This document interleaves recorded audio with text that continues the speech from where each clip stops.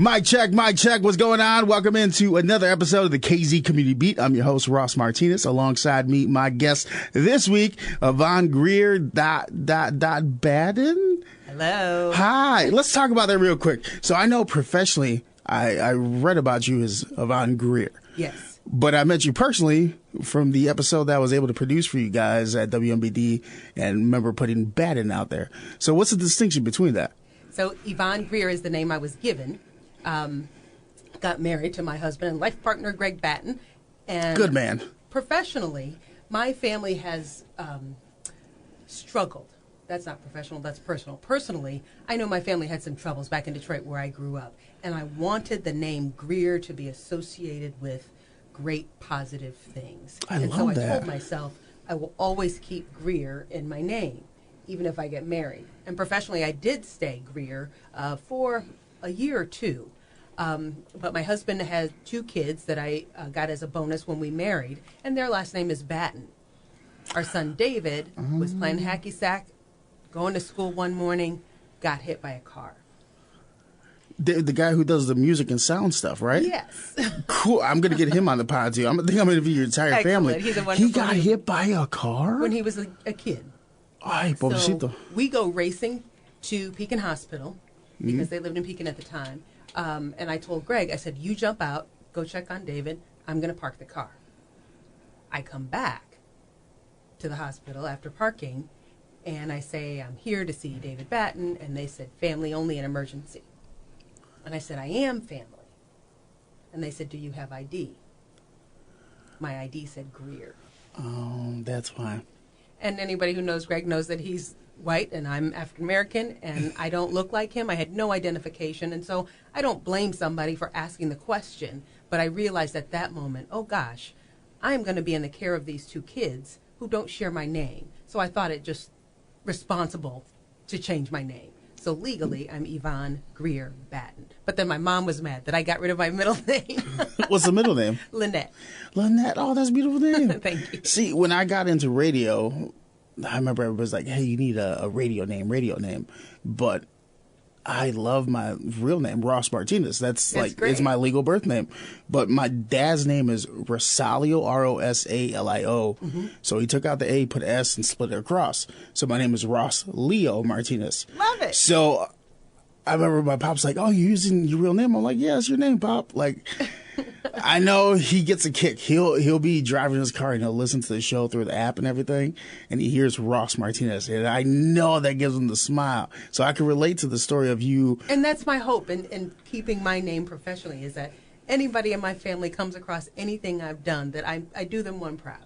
Was that like a sore subject at all? Because I know some couples like, hey, I want you to take the last name. No. Or is it just like he understood as a professional? He completely like, understood. He's a great guy, Greg. He is. He's been amazing. Since the minute I met him, he's been absolute pleasure to me. Like, this dude is always like, hey, what can I help you out with? Like, he's the unofficial mayor of Peoria. Well, thank you for that. But on the flip, I've heard you've been doing amazing things in Peoria, that you wear many hats. You have history with media here. So take me through a little bit what you've been doing in the community. So my background, I graduated from the U of I, and while I was there, I was studying broadcast journalism. I had an opportunity through the minority intern program through the Illinois Broadcasters Association to come to Peoria as an intern. I was very excited, but I had no idea where Peoria was. So I opened the map, and I'm like, can I commute from there? And they said no. And at the time, it meant I was going to have to withdraw from school, come live in Peoria full time. But at that time, Peoria was WMBD TV, AM, and KZ93 FM all in one building. So I was like salivating at the opportunity to have two radio stations and a TV station in one building, and I would be able to work for all three. Yeah. So I left school, I did the internship, went back, completed my last semester at U of I, graduated, and they offered me a position to come back. How was that entire shift of not knowing what Peoria is or where it was? Because I've had that too. I remember driving down and seeing the windmills. I'm like, yo, where am I going? Like, how was that complete shock of like environment, culture, everything? You know, much of my life has been an adventure. So it was not uncommon for me to take on things that I didn't have any reference points for, and that was just another one of them. My mother, when I was 5 or 6 years old, left me with my grandparents in Detroit, and she moved to New York to become a flight attendant. I didn't know what life was going to be like without my mom. Eventually, I did come to live with her by the time she had moved to the Chicago suburbs. I didn't know anything about the Chicago suburbs at the time, so I went from a community in Detroit that was 95% black to a community in the Chicago suburbs, Forest Park, that Oak Park River Forest area that was 95% white. Complete culture shock for me, but I made my way. I'm a nice kid. I know how to make a friend. And then when I graduated from middle school, I went to Proviso East in Maywood. You went to Proviso? Yes, which was, again, 95% black. And then my mom got married. We moved further out west to Lombard, again, 95% white. And it's like my life has sort of been in these cultural dichotomies. And much of what I do now, I'm sort of the gal who can walk between the worlds and bring a few people to get to know the others. Kind of like chameleon in a way. Like you're able to just adapt to the environments that you're in. Perhaps. I think chameleon might be a little strong with the sense that I change to protect myself. Mm-hmm. And it's really just more, I'm comfortable in my own skin. And that level of comfort seems to lend itself to giving other people comfort to be in their own skin as well. That's an intriguing point because I remember as I'm growing up, I've also had those culture shocks where I grew up in it was Italian, Polish, Asian, and Mexican environment. So I grew up with a lot of culture. And then there's certain areas of my life where I was the only Latino in the room. And I remember that was a learning process for myself where I'm like, okay, do I polish my language up? Do I stay on a little bit? Like, did you have those moments throughout your life? Certainly, there are some growing pains. And the biggest was coming from Detroit and then moving to the Chicago suburbs because that's a big change. I had no friend base. I mean, it was literally me, my mother, and my mother's sister. We didn't have a car, so I rode a bicycle. I was kind of a nerdy kid. I was really smart, but I was in the band and the choir. I was in the band. I played the flute. How about you? Saxophone. Yeah. Oh, that's cool. I didn't know we had so many like little random comparisons. And I still had my strong Detroit dialect with me when I first moved. There wasn't anything overt against me, but you feel the difference, especially at 11, 12 years old. It feels like the whole world's kind of like not opposition to you, but it's just it's foreign in a way. It's different. But you don't see yourself represented around you. That's tough. And it's a little disconcerting. I wasn't angry. I didn't have any sore feelings about it. But miss my peeps. Yeah, I mean, you got used to a certain way of lifestyle. Mm-hmm. I mean, as bluntly as we could talk about it, it's one thing I know from my perspective, going from a community where I see all Latinos all day, every day, they get my nuanced jokes, my humor, things I do. And then when I moved to Peoria, like there's still times where like I'll say something in Spanish, everybody look at me like, what does that mean? I'm like, oh, my bad. Like, so did you had those moments also? Some of those small moments. So how was that trying to figure a way of not blending in, but kind of, what's the verbiage I'm looking for? How did I make my friends and sort of assimilate and acclimate to the environment? It was music for me. Music has always been a big part of my life. Music's an everyday part of my life. I'm always singing or listening to music or playing music or coming up with little tunes in my head. And so I quickly joined the band and I quickly joined the choir. I quickly made friends with those teachers. And then I made friends with the other people who were in the band and the other people who were in the choir. And that created a great foundation for me. So as you're finding your personality in a new environment, you start finding things to fuel your own spirit, and that just transitions to finding decent friendships. And now what's on your playlist? Oh, gosh, I listen to a little bit of everything because I'm a personal trainer as well. And I know that everybody isn't going to love all of my music all of the time. So I have lots of different playlists, and that's how I kind of learn music. I just play something or I'll choose some things, and then I watch what my clients will respond to. If they tap their toe or hum along, and I go, okay, this person likes this kind of music. You're a nerd like me. I love this. Music has a great ability to inspire. And when it comes to fitness, a lot of times folks are doing things that they don't want to be doing, and that's the reason that they've hired me to begin with. So if I can help lend anything extra to that process for them, even subconsciously, I'm going to do it. Yeah, no, I feel like music can bring people together in crazy ways. Like I was watching the Temptations movie this past weekend. I watch it at least once a month. This is one of my favorites. But I remember there's an early part in the movie where you have the segregation, white and black people on different sides. And by like the end of the movie, segregation is gone. People are just enjoying the music. Like music has a power that it's kind of encapsulated me in a way throughout my entire life. Like I got like a little music note just above my head all day. Me too. But it's amazing that you're able to find your way in a new community where you're kind of feeling like an outsider, but music was the lane in. Did you also find that to be the contributing factor here in Peoria? I'm trying to remember back when I first arrived. Because you got down here with the opportunity of WMBD, news, TV. And so then it was news. And it's very strange because I've had these sort of moments where I pulled back on the music out of fear, for lack of a better word. Fear? How so? Especially, well, sometimes I'm afraid to put it out there. I create my own music. I've written songs and books that always are in a drawer, and Greg keeps saying, please don't die with all that stuff in a drawer. Yeah. You got to let your talent shine. In the past few years, I've done a few of what I call just one-woman cabarets where I tell a few stories and sing a few songs about my life. But I have these moments where I doubt myself and I go, oh, that's not really that good, so I don't do it. And then the other voice comes along and says, well, it doesn't have to be for everybody. It's for you. You put it out because it makes you happy. And if other people want to come along, great. That's the mentality that I try to hold on to on a regular basis, but it is difficult. So that balancing of, have you ever like actually analyzed the balancing of, kind of people pleasing, but at the same time internally, like, am I happy with that? Oh, I go through that all the time. I do also. Yes, I have a service-driven heart, and so I've worked on many boards and with many organizations, and I have a lot of jobs in this community. You do have a lot of jobs. Because I love to give. And sometimes I do get depleted, and I go, okay, Yvonne, girl, you're tired. You need to take a minute and sit down or go get a massage or just read a book or spend some time away. And I find it difficult to do that because I'm so service-driven. So that's the dichotomy I have, if I do have one, is that I tend to give so much that I forget about me. And I have a saying, you can't pour from an empty cup. And when my cup starts getting empty, I have to go, okay. But in those moments, I tend to go away.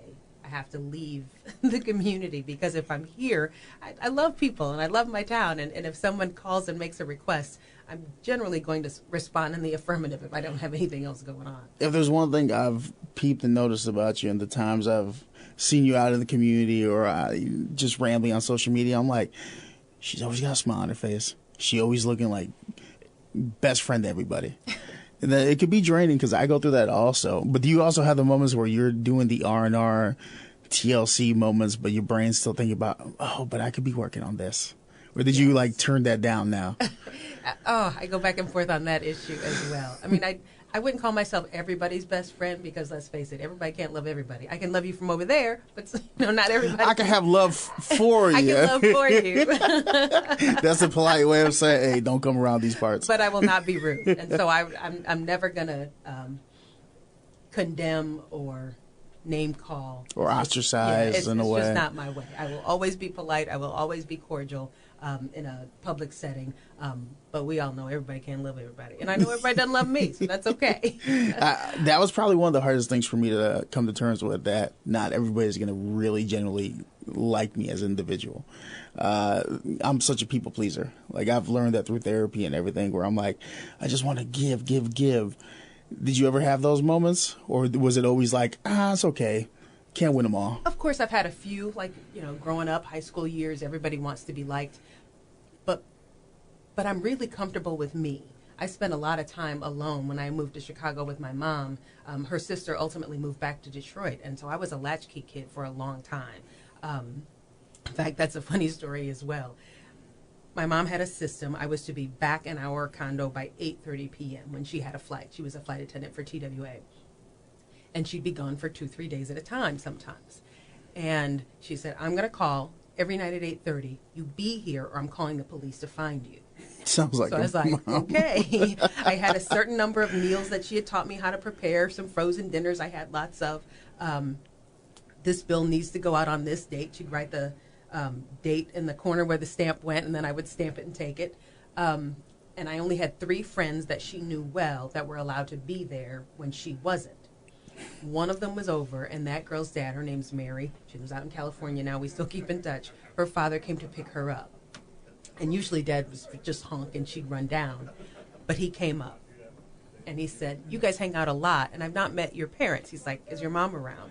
And I said, oh, no, she'll be back in a couple of days. And he said, what do you mean, a couple of days? Yeah. And I said, she's on a flight. She's a flight attendant. And he said, but who's here with you? I said, nobody.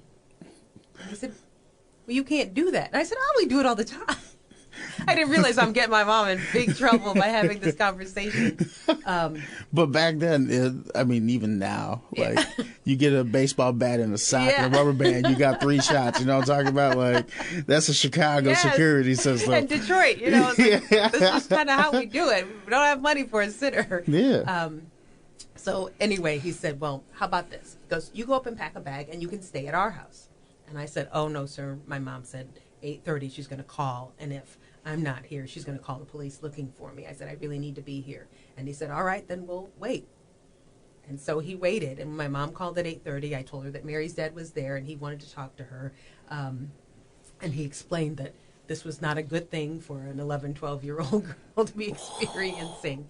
And she said, well, right now I don't have any other options. And he said, well, is it okay if she packs a bag and she comes to my place?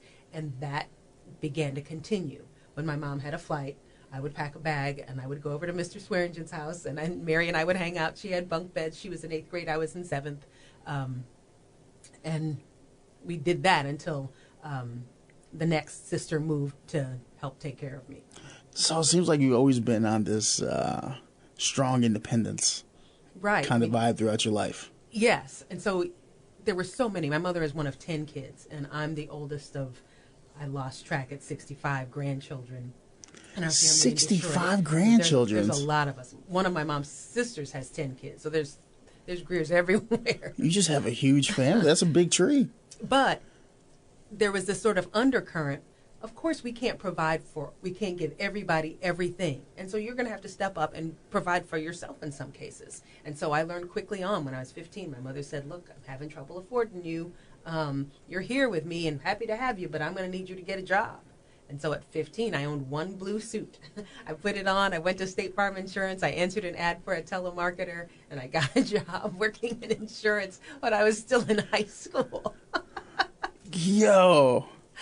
They're so funny. My birthday was coming up, and I said something about going out with my family for dinner, and they're like, oh, how old will you be? And I said, 16. They said, 16. That's all the adults 45 plus, like, hold on, wait. How long you been here? They were like, well, you're going to need a work permit, and you can't work past 7 o'clock, and all of these rules. So I changed my hours, but those folks still hold my insurance today. What would you say were like the biggest life lessons that you learned throughout your journey so far, having to be independent on so many different variant levels, just because that's how life dealt you? You know, that's the cards that you had. When you must, you can. I like that. People say to me all the time, I don't know how you do it. You do X, Y, and Z and this, that, and the other. And I just grew up from a place of, if this is something I must have, then I better figure out how to get it. And if you must, you can. It's funny because as we were coming into the studio to do this interview and sit down and talk, we passed by John Riley from, was it The Drive, I think he's on? Amazing guy. Love him too. Awesome. But he looked at you, he's like, you went through this, and you still got a smile? You're like, yep. Like, it's a carry tune. I do cry, but I try to smile more. I mean, you're not a robot. You have to be able to express those. I know I've learned that through therapy, where I'm like, still kind of am. If I feel the emotions coming on, I try to stop it. I'm like, no, we're good, because I've been conditioned so long that I'm not supposed to cry. But as I'm learning to accept those emotions, let those tears out, I'm not as stressed. I still am, but I still have moments where I'm like, okay, I let out the frustration or angst or whatever I had to get out. Have you seen that afterwards? You have that expressive emotion, you feel a little bit calmer. I will admit I am guarded about how I let those sad or negative emotions come out in front of others. I will cry easily in front of others if there's a touching moment in a movie, or someone shows someone else a great kindness, and it may remind me of a kindness that someone has shown me. But in my times of what I might consider personal shortcomings, or I've inadvertently done something to cause harm or financial distress, I don't want people to see me cry when I'm feeling embarrassed about myself and what I've done. So you're very empathetic, but at the same time guarded with showing that raw emotion, I guess, would you say? Yeah, so like my studio flooded. I own Power Zone Personal Training Studio. And Get it out there, get out there. And over Christmas, I was really busy with shopping and wrapping and dinner for family and all of that stuff. And I really want people to know that I'm thinking of them. So I tend to overdo at Christmas time. But I hadn't gone into the studio. And I'm somebody who goes into my studio on a daily basis, whether I'm working or not. And for whatever reason, I kept putting it off. And I was like, I'll be in there. And I did leave the heat on. And I knew that, and I left the water on, a little trickle, like the water company said. But it was just so cold over Christmas this past year. Mm-hmm. And I went in the day after Christmas just to work out on my own. And water was coming out of the ceiling in 3 places. That was the moment, huh? That was the moment. And it was almost surreal for me. And I screamed to Greg, who was still parking. I'm like, babe, we flooded. And he thought like the toilet overflowed or something. And then when he came in, he was like, oh. And we shut off the water. And God love him, because I was in a state of shock at that moment. I'd never had an experience like that. And he was like, all right, we're going to need some shop vacs. We're going to need some garbage bags. We're going to... Just everything. He went into work mode. And I was like, just tell me what to do and I'll do it. But long story short, it took a long time to get the renovations done, and we weren't back in action until almost June. Dang, so I went from Christmas to June with 0 business. And for you, someone that has so many hats and so many responsibilities and so many different venues of getting who you are out, how was that feel? But that was my hat. That was the hat that I built. Even when you said that, the eyes got wide, so I knew you took that as like a personal, tough. And so this was my baby. The fitness piece of my life has been the thing that I created, and went after on my own. Power Zone's not a franchise or a chain. It's mine. And so what was mine was now gone, and I wasn't sure at the time if it was going to be temporary or permanent. But I knew the implications of the financial loss it was going to represent for my family if it turned out to be permanent. And even now, it's choking me up. I didn't want to do that to Greg. I didn't want to do that to my kids. I was like, oh, God, this thing that I give so many hours to has to be fruitful for my family. Or what have I done it for? You put a lot on your back. I do. I would give you a tissue, but it wasn't in the funding. It's not in our budget this semester. But Greg was very supportive. Unfortunately, we made it through, and I'm back in business again. I'm not where I was, but I'm coming. I mean, there's a few takeaways from all that. I think the first is something I battle with whenever I come up short, even if I don't have control of it. I have bad anxiety. So if something happens I have no control over, like, you can control that. That's Mother Nature. Right. That's out of our hands. But coming from someone like myself, where I'm like, but what if I would have done this? Yes. What if I would have pre-planned this? And then I go into overthinking mode, and then overfeeling mode, and then breakdown mode, and it spirals. That's a little bit of me. But I think the biggest thing I've learned from all that is, whether the milk is spilled or not, let's get a new gallon. Let's just move forward.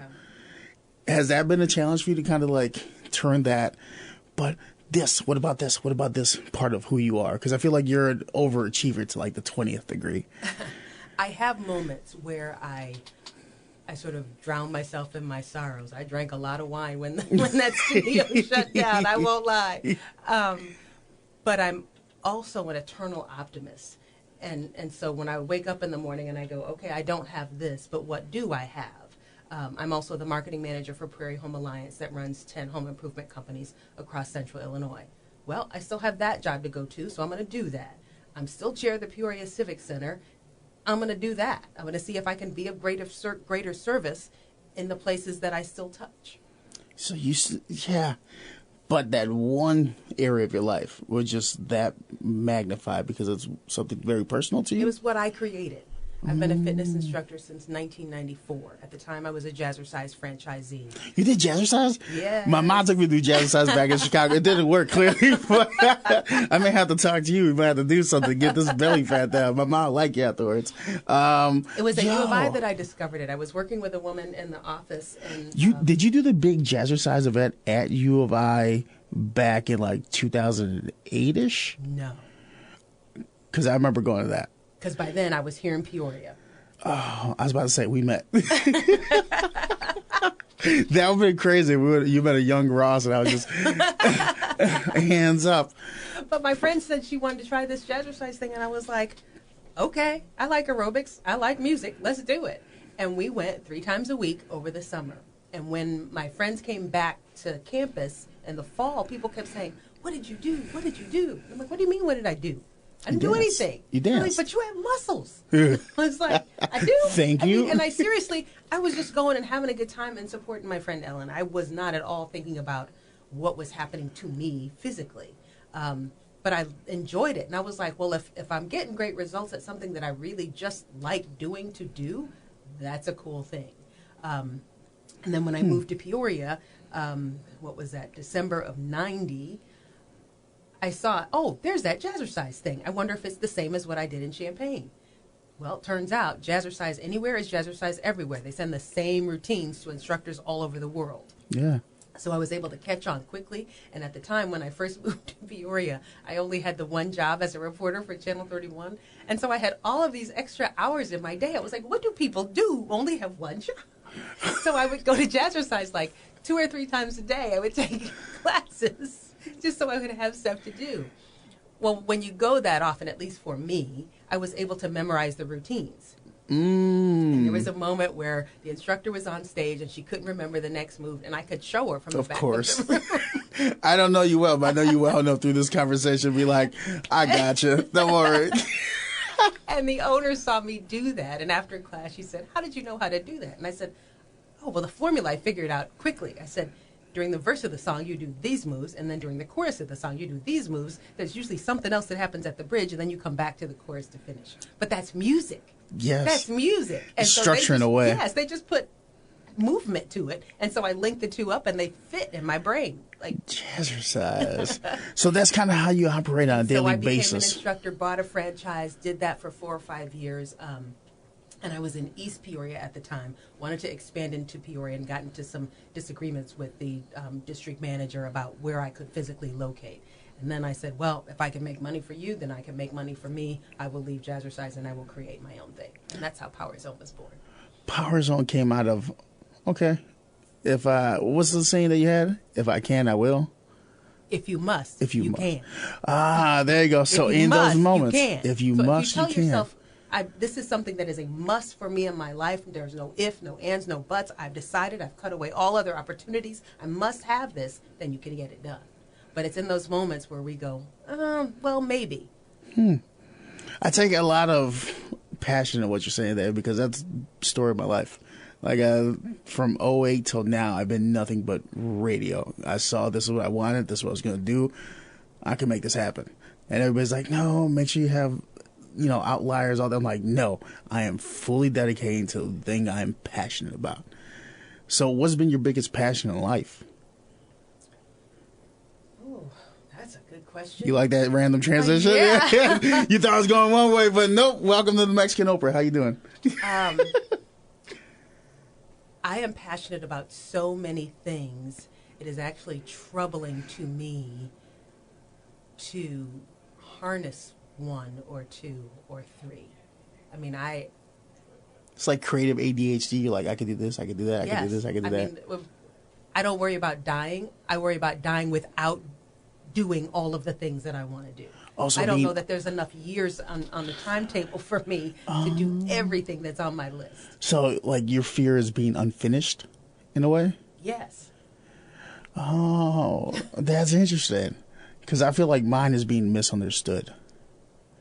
I mean, it's different in a different way, but... I don't like being misunderstood, but I don't mind it. See, I dislike being misunderstood so much because I feel like I have such a heart to give out. I'm like, no, just this is what I really mean. But that's my own baggage that I gotta take care of. But that's amazing though that like you have this passion just to do. Where do you think that stems from? I don't know where that would have come from. I mean, I look back to my growing up formative years. And I've always just been a kid that, like, if I'm interested in it, I try to learn more about it. And then, I'm interested in that, too. I'll learn some more about that. That's interesting. I love learning about different people's perspectives of how they operate. And for you, it's just, from what I'm seeing on the outside, just somebody that just has a lot of energy and gumption to do a lot. And if you can, you're going to do it. Like, it's just... I do. I wake up running is my saying around You said that even earlier today. I was like, yeah, that makes sense. And that just means in my mind, it's like when I get up, it's go time. But like you were talking about being misunderstood. I think if there's one misunderstanding about me, that people think I get up every day with this idea that I'm going to conquer the world and be known for doing all of these things. Yeah, I don't get that vibe. I don't... Like somebody called me very competitive. I'm competitive with me, not you. I don't get that vibe from you. I do the things that inspire me, and there's so many of them. There's not enough hours in the day to do them all. Yeah, I definitely don't get that vibe where like you have this uber competitive nature or like your name needs to go on the plaque or your face here. I get more of the what's the verb I'm trying to find? It's like a kid's wonder in the eye. You ever see a kid look at like That's a what playground? I feel in my heart. That's what I get from you. Oyster. Like every time I've seen you, and there's been times where I see you, I just wave at you, but you just have like this look, like you're just in thought, thinking of like, okay, what can I do with this? Like a kid in the candy shop. Yes. That's the vibe I get from you. Where is that from? Like, who kind of helped you nurture that? I think I might have been questioning why other people didn't, because I've had opportunities like the internship opportunity. When I told my mother, I was like, well, I'm going to have to move to Peoria, and she was like, you don't have a car? She's like, and TV station, are they going to put you on TV? You don't have clothes for TV. She said, when are you going to tell them no? Oh. And I was like, what do you mean tell them no? This is what I'm studying, and I'm going to have an opportunity to work in a real newsroom with 2 radio stations down the hall for 4 months. But in her mind, from where we came from, we just saw what was stopping us from doing those things. Like a more realistic standpoint, right. Like, hey, financially, logically, but you're more like... And sometimes I'm just like, I will. Yeah, let me figure out what it is I want to be, do, have, and don't let the things that might stop me get in the way. And one of the jokes that I tell to Greg, I have lots of ideas, and sometimes I share them, sometimes I don't. I share them with him. But in the professional world, sometimes I express a thought or an opinion or have an idea, and then I get brought back with all the reasons why it can't be done. And I'm like, if I took the time to come to you, I want you to figure out how to help me get it done, not tell me all the reasons I cannot do it. Like, here's the golden nugget. Yes. Find the sliver of hope that we need. Like, yes, figure something out. There's a way. I understand that there are things that could be cumbersome. I don't mind a challenge, but what I do mind is being shut down at day one. No, that idea will never work. Why won't it? I really do love your mentality of like, okay, here's the creative thing. Let's workshop this. Come on, guys. Yeah. Let's put a little bit of energy into this. That's interesting because I'm not so pie in the sky that I think everything's going to work every time. But give it a shot. But creative individuals that have this necessity just to create. If there's an idea, let's workshop it until we realize logistically it's not possible. But I think that transitions into all the hats you wear in this community, all the different positions you hold. So let's go through what are the different things you do here in Peoria. Okay, so my jobs are Power Zone. That's Power what Zone. I do early in the morning to afternoon. And then the second job is marketing manager for Prairie Home Alliance. And then I do that 3 afternoons a week until 4 or 5. And then I call it the job within the jobs. I'm chair of the Peoria Civic Center. And that position is really 24/7 access if I'm needed for whatever reason. But that's not a paid job, but it's still a job. Yeah, sometimes the unpaid jobs are more jobs than the real jobs. So those are the big Those are three. the 3 big ones. So we talked about Power Zone? Power Zone, yeah. Power Zone, okay. That's your baby. That is, That's my twirled baby. and everything over. That's I train yours. clients individually and in small groups and in large groups. I get to know them. I get to know their bodies. I'm also a fellow of applied functional science. It's just another level of fitness training that I have. Ooh, what is Because that? It used to be that if I was training somebody and they would say, "Oh, my knee hurts," I would go, "Okay, we'll stay away from that for a moment, but I should probably have you do some more squats or lunges to strengthen the tissues around your knee." Mm-hmm. Well, applied functional science has taught me that every muscle and joint in the body moves in 3 directions: front and back, side to side, and rotational. Most humans spend their days and nights and everything in between moving front and back. Our bodies get conditioned to do that. But every now and again, you've got to turn. Every now and again, you've got to lean sideways.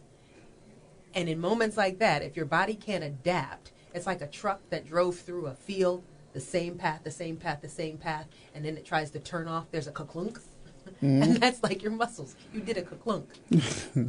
I like or, that. you know, your feet could be flat, or your shoulders could be rounded, or That's my problem. I You was could like, wear, oh. you know, bifocals off the end of your nose, and so your head is always jutted forward, and then consequently, that extra weight of your head on your neck jutted forward is now going to pull your shoulders into a rounded position and give you what we call a kyphotic or hunchback spine. You like And how I just put my and shoulders then up? And then that's going to make your low back swing backward and make your bottom stick out back, and that's going to flatten your feet. And it can go from the bottom up. If you have flat feet, it can cause all of that stuff back up the chain. Did That you just stuff like is- pick me apart? Because I feel like I got all that. Like, No, that's the commonality. As people go through life, that's the common occurrence that happens to most of us. Or like you sit at the Unless- desk and work. Yes, sitting at a desk, forward moving. We sit in the car, we forward move. You know, it's we sit, we stand, and move forward. So We sit, we what stand, got you and move so forward. passionate about health and fitness and learning all this? First, it was just liking it. It was okay if I can do the things that I need to do in a way that I love to do them, maybe I can help somebody else find it as well. I mean, I have people that will hate it all day, every day, but I make it tolerable for them. The music and the Oh, yes. personality. It's like, yes. okay, if you're talking to me and we're laughing and when I'm doing this, I can hack it. But if I'm in my basement and it's just me, I don't feel like doing it. Oh no, I did the DDP yoga for a little bit, lost some weight, but I was hating it because it was by myself. Now I love it enough to do it by myself. see, I like it. I don't love it. I think that's where the issue is. I love going to the dog park. I hate going on long walks. But that's okay. So this is your bread and butter. Your passion is the fitness, and now we transition into Prairie Home Alliance. Is it? Yes. And so fitness and communications have always been sort of my dual careers. When I was at Channel 31, the first time, because I went back a second time, just a few years back, when I was there the first time, it was news. Then I left TV land and I joined Greg, and he was my radio partner for 10 years. We worked here in Peoria at WMBD. We did afternoons, did mornings, then moved to Chicago and worked at WLS, did some fill-in work. You worked for at WLS WGN. too? Yeah. I love WLS. It was fun. It was really great fun. But for us, it was a big jump for us, and our daughter was just 2.5 years old. About 9 months in, we did well. Our ratings went up, but they told us they were going to move us the shift to 10 to midnight. And I was like, oh, but I got my girl at home. I'm already struggling with being here and like having her be with sitters until, because we were 5 to 7 was our original shift, 5 to 7 p.m. And I was like, I don't really like having her be with sitters so late into the evening. 10 to midnight's going to crush me. Mm-hmm. The manager actually said to me, well, what's your mother doing? I said, my mother's working every day. What's your mother doing? Come What's your on mother now. doing? Like, why are you asking me these questions? Like, she lived And behind I'm me. her mother. Like, come on. That's your responsibility as a mother. Yeah. We asked for a moment to think about it, and Greg said, well, okay, I'll do the show, and you stay home with our daughter. I said, okay, I'll do that. The station said, no, you can't. He said, we hired a team. You work as a team or you leave as a team. So you left as a team? So we left as a team. I admire that a lot. Greg got his real estate license. I still had my fitness certifications in my pocket. They were still active. I went and got a job at Lifetime Fitness. Became an instructor, became a personal trainer, and then became head of the group fitness department with a staff of 35. Did that until I got pregnant again, complicated pregnancy with my son, and then Midwest Communications, which was, I think, JMP Radio at the time, called Greg and asked if he would come back. And I went, well, I can't work because of the complications with my pregnancy. Radio is what you love to do. Yes, let's go back home. Was that hard at all? Like, just letting go of radio in that moment? It was hard for my ego, but not hard for me knowing what was best for our family. I mean, I knew that radio has always been a passion for Greg since high school for him. It was not as big a passion for me. I didn't have a need for it, if you will. It hurt my feelings that we had been a team and nobody asked me to come back with him. Yeah. But I got over it. It's okay. I understand that everything doesn't work for everybody. No, it's amazing that you're able to have that clear distinction. Like, hey, baby, this is something you love. Go for it. It's something I'm hurting with, but the communication aspect comes in. Because I do like your guys' dynamic. Like, from what I've been able to see, you guys look like you work very well together. We do. And people would ask all the time, how do you work with your wife? How do you work with your husband? It was like putting on comfy slippers. I mean, I've always had that type of relationship with him. It's like we communicate very well together. We work well together. We know each other's strengths and weaknesses, and we try to help each other, help cover each other's backside as needed, and encourage and support as we can. Well, yeah, it's like that moment that we just talked about not too long ago about, the pipes busting and all this. And in the moment, it was a breaking point for you. But he comes in, he's like, no, I got you. Where you need a moment for yourself, let me figure this out. And well, then it wasn't when you even come that back. I needed a moment. I had no idea what to do. I'm looking at all this water, and I'm just seeing my livelihood go down the drain. I'm like, ah. No, but that's, having a good best friend there which helps you out a lot. That's awesome. So that's your story. I didn't know that you worked at WLS because I knew We followed Rowan Gary. Rowan Gary. Okay, yeah, I that's kind of sounding similar. Who did I know that used to work? Dave Fogel used to work out there for a little bit. I know that name. I think Tommy Edwards had a stint out there. Gary Spears also. It was tough for us because we had a manager at the time, and I think enough years have passed that I could speak about this publicly. We had a manager who was grooming us, in his words, to be the next Don and Roman. Oh. That's why we dropped everything and went, because we went, this would be the opportunity of a lifetime to do mornings on a flagship station like WBS. Yeah, I mean, it's an iconic That station. person moved to Boston. So it's like the rug got pulled So the underneath person you. who was grooming us for this position was no longer there. And then the new person that came in did not see us as the next Don and Roman. Oh, so would you attribute, now just picking at straws here, you can tell me if I'm off base, but would you attribute you having so many hats and abilities to have an income, but also have an outsource for your creativity into that moment of life where you're like, hey, I never want to be stranded out because of lost opportunity? I think that is always in the back of my head. Multiple streams of income is a very good thing. Yeah. If one goes down, I've always got something else so that the well doesn't run dry. But my drive is really more just about my interest in creativity. So my work in television, when I went back to MBD the second time, that show was a lifestyle show, but the interview portions were paid advertising. And so essentially the client would come in and go, okay, I'd like to promote this. Can you do an interview with me about that for a fee? And that's what I would do in the middle of that show.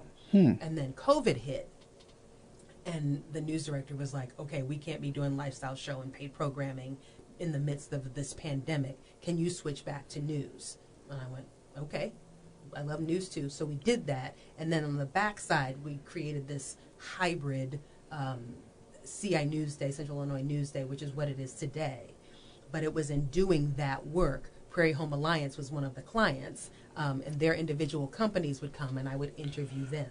Oh, interesting how things kind of just line up in life. And so when the owner came to me about 1.5 years ago and said, I'm going to need a new marketing manager, would you be interested? He already knew my work on the other side of the lens. And honestly, I was hesitant. I said, I don't do the other side of it. And he was like, we'll figure it out. and we did. That you got a good personality, you're a hard worker, the rest can be taught. And the crazy thing is now I meet with all of the people that I work with, like on the sales teams and the TV and radio stations. That's now who I conduct business with, but on behalf of Prairie Home Alliance. Do you ever stop so BR and and I have known each other for 20 years, Oh, but BR. he holds our account. BR calls me the love bucket, and I have no idea why. That man always got jokes. But have you stopped to look at like your life path so far and be like, oh, this led to this. This had to happen. This was like a canon event that had to happen in my life in order to get to where I am now. There have been moments that I think have like shot me in a different direction. The first was my friend that asked me to go to Jazzercise, because had she not done that, Or you said no. or I said no, I don't know that fitness would have had much of a role in my life, because I had no like I'm going to go work out thought today. None. You're like, I'm good. It wasn't a thing in my life. I had gym class and that was it. That's interesting. But the thought of organized fitness, and strangely enough, even after I became a Jazzercise franchisee, I didn't explore outside that realm. I just took the routines that they gave me and I replicated them in front of my class. When you give up your franchise at Jazzercise, I don't know if it's still the case today, but there was a clause, a non-compete clause that said you couldn't teach aerobics anywhere in the state where you held your franchise, which I thought was crazy, because a squat is a squat is a squat is a squat. You're like, it is I don't know what how it you is. put a non-compete on that, but granted, they chose specific music and they chose specific routines, so I can understand somewhat why they would put that clause in there. But over the course of that year, I thought, well, what am I going to do without this for a year? So then I started studying. And then I got a group fitness certification from the American Council on Exercise. And then I got another one from somebody, and I got a couple of personal training certifications. And then I did kickboxing, and then I did yoga, and then I did Pilates, and then I did TRX. And so it just kept building. I was like, oh my gosh, there's so much more out here than pre-choreographed routines. What haven't you done in the fitness world that you still want to do? It sounds like you've hit everything. I'm terrible with kettlebells. Oh, well. Real bad. Is it coordination real or bad. like... Something about my grip. My wrists get beat.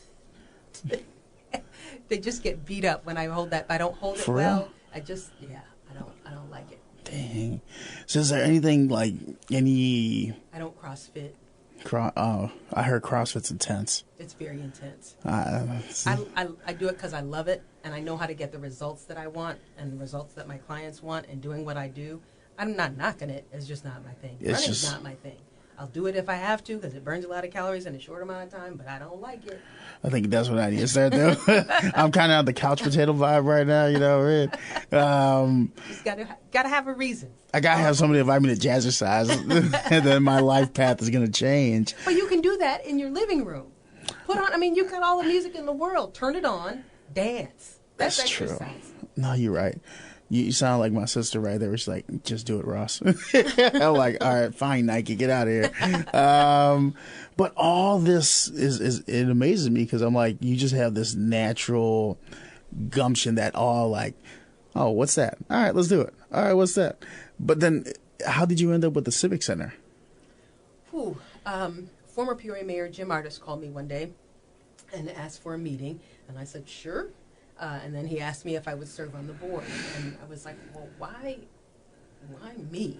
I mean, to me, the people that were on the Civic Center board and these positions of authority in our community when it comes to civics and city government, I thought were much better equipped than I to do those types of jobs.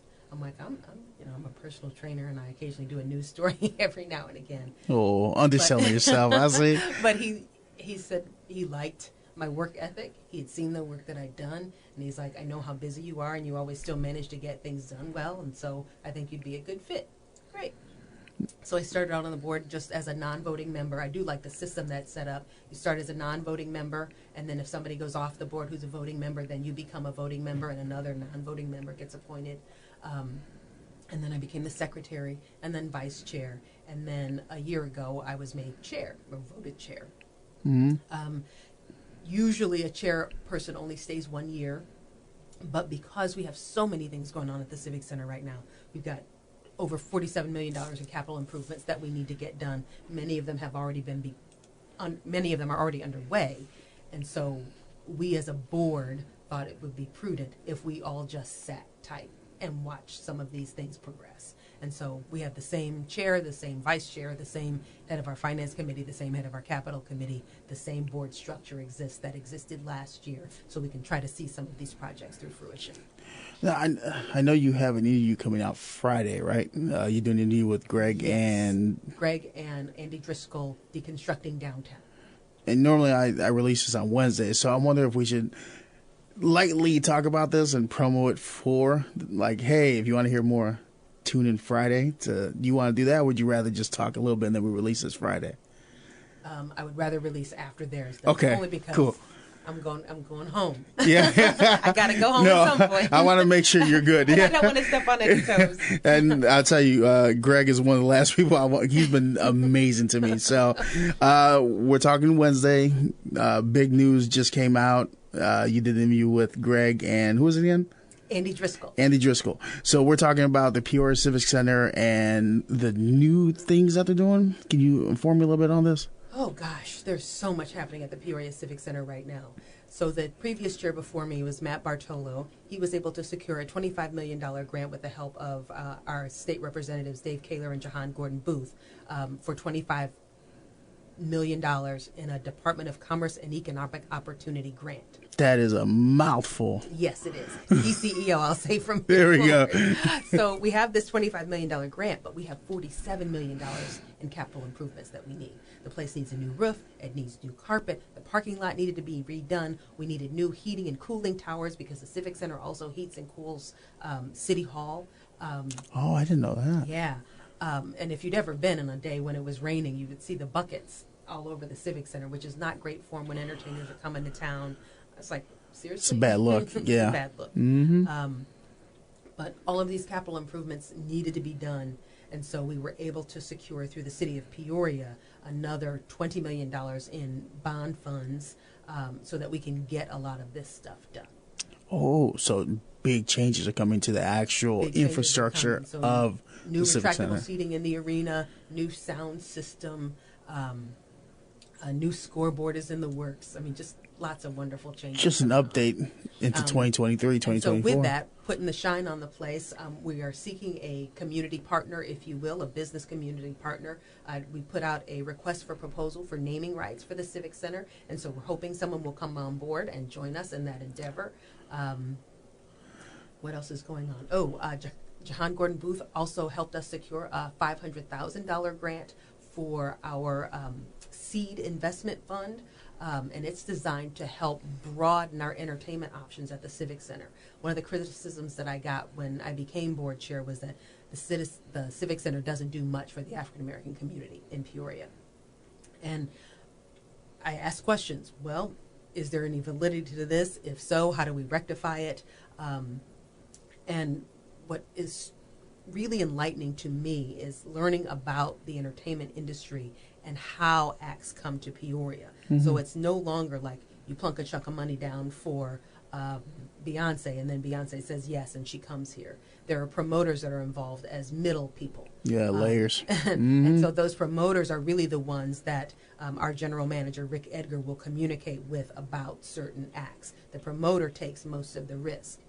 In Peoria, our demographics, our numbers of physical bodies hasn't been large enough to attract those large appeal artists. Oh. And the promoter's like, I'm not sure I want to take a financial risk if you don't have the demographics to prove it up and make this a financially profitable concert. So what were the demos and what are they now looking I like? couldn't tell you exactly what those demos are, but I can tell you what's been happening.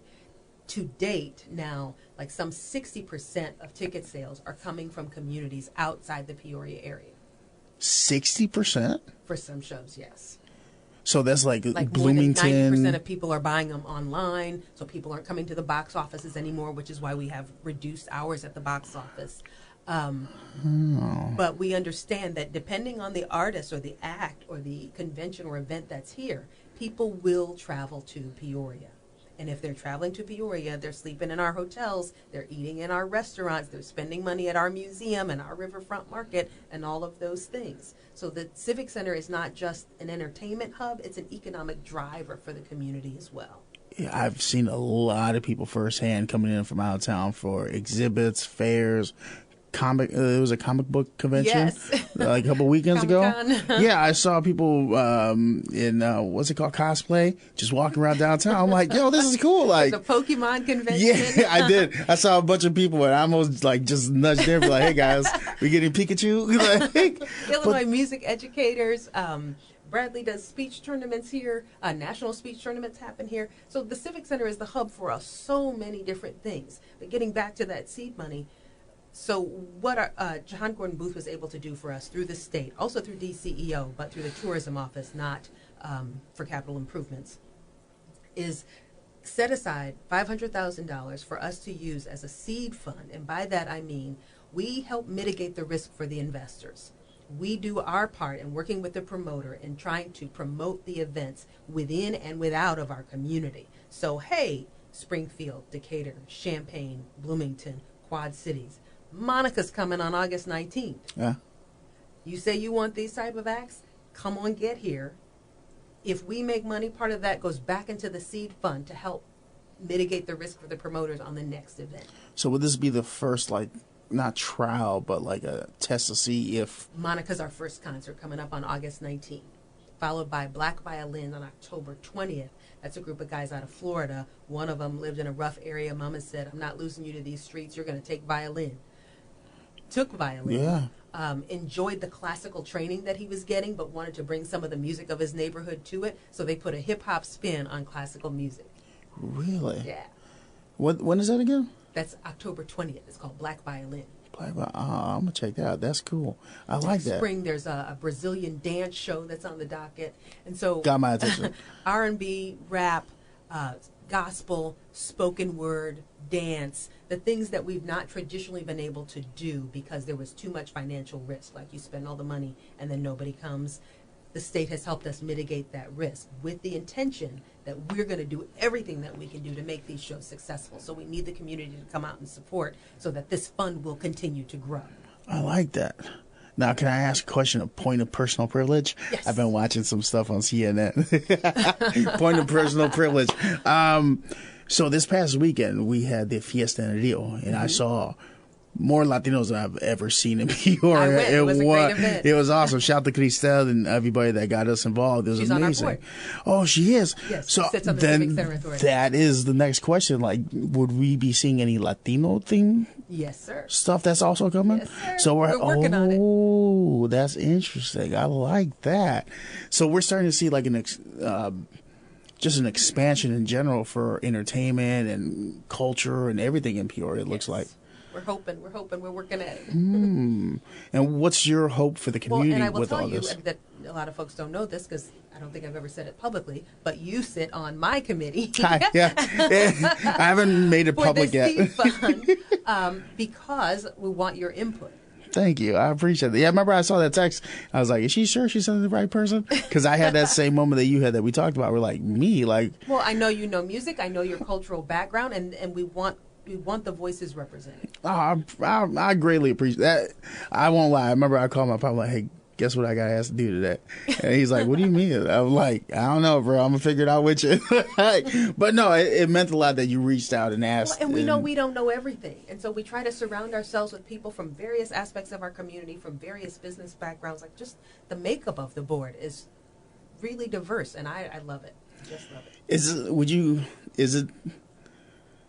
Is it saying too much, saying like this might be like a new passion aspect of your life where you're like, ooh, let's see where we can take this new candy shop and see what we can start doing in this community? Gosh, I suppose, but straight up, it's free. I mean, this is volunteer work. But I think that speaks more volumes to it, though. I don't know that I could sustain this level of volunteer work for much more than my next term Oh. because I was just voted back in, so I've got another year as chair. But okay. at some point, I've got to say, okay, I've got to worry about my livelihood, and I got a kid to get through college and all that good stuff. There's only so much you could do, yeah. So the time that you do have that you know that you're in, you can see I what am you all can in, yes. That's awesome, though. No, I'm happy to hear how the journey has started, where it's progressed, and where it is now. I mean, that speaks volumes to the individual that's sitting in front of me, the passion you have, the wonder in your eye to just, what can we do? I mean, that's led to a lot of opportunities in your life, it seems like. It has, but I'm always willing to learn and grow. And honestly, when I said yes to this position, it's because I wanted to learn and grow.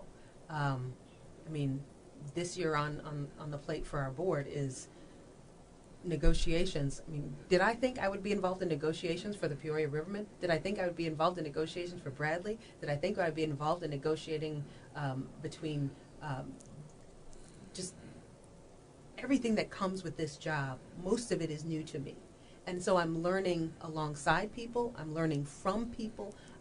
I'm learning and growing myself as I help to grow my community. And that's, you can't even put a price on that. I suppose you could, but there is a benefit. I mean, I make jokes about it being free work, but there is great benefit to doing such work. Yeah, I mean, how do you maintain your cool? Not like, I guess cool would be the wrong word, but I know when I'm doing things, it excites me. Sometimes I got to put my game face on. Like, you're sitting in these meetings, you're things that you never thought that would be on your plate. Like, how do you maintain that level of cool? Like what am I doing here? Excuse the French, but like, how aren't you shitting bricks all the time that you're in those meetings? Like, oh, man, like, like, wait, this is what's happening behind the scenes? I've got a great board. I really do. And they're very, very supportive. I don't think it's surprising. Sometimes, like, I just have to flat out ask, I don't understand this. Can somebody explain this concept to me? I do that all the time. But I'm not afraid to say I don't know. And I think that works across all of life. If you're not afraid to say you don't know, there will always be somebody who rises to teach you. On that note, 2 questions. Then we'll end the pod because we've been here for a solid hour. I know you got a lot to get to. We've heard what you've done, what you're doing. What do you got next? I would really love to explore my creative side a bit more. Music? Music. Yes. Books. When my daughter was little, I wrote a series of books called The Adventures of Honey Bumpkin. Honey Bumpkin. I like the name. You sold me already on this. And they're, short little children's books. But I put some music in there, and I would sing a song. I created songs that sort of told the story or complemented the book. And so, for example, one of the songs, one day we were eating lunch, and I made her a turkey sandwich and some carrot sticks with some applesauce.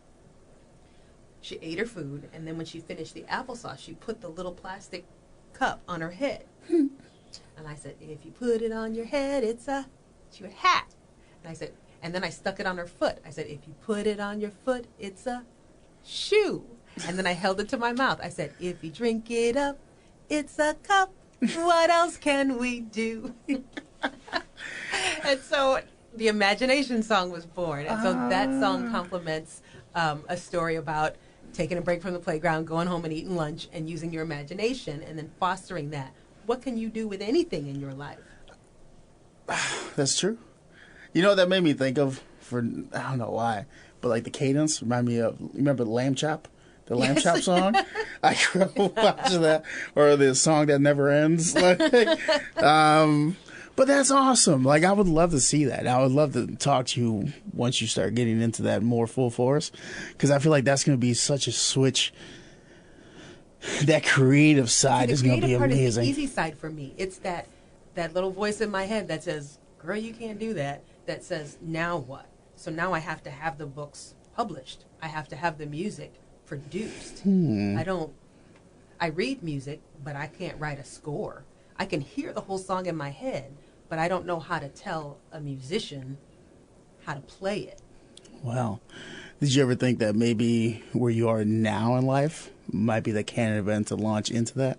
It's possible because I do know more people now than I did when I created the books and songs. And in Peoria, if it plays in Peoria, plays anywhere. Plays the world over, There's a yes. lot of musicians in this community that I'm starting now to meet, and I'm like, hey, like, there's a lot of talent in this town, and it just amazes me. So my last question I like to ask everybody that sits and has a conversation with me, this is your story. These are your gold nuggets, things that you've experienced, your trials, tribulations, perspective, everything. When your story is done, what do you want people to get away from it? That I believed in the best in all of us, that I worked for the best for all of us, and I expected the best to come back to me in return. All right. I like that. If anybody would like to get in contact with you to help or to Prairie Lions, maybe, what was the fitness again? I'm sorry? Power Zone. Power Zone or anything else, how can they get a hold of you? Yvonne at YvonneGreer.net. All right. With that said, it's been another episode of the KZ Community Beat. I'm Ross. Alongside me, Yvonne Greer Batton. Go back and listen to all the other episodes. If not, we'll jazzercise in front of your house till you come out and listen to a couple episodes. All right. You take care of yourselves. We're out. Bye.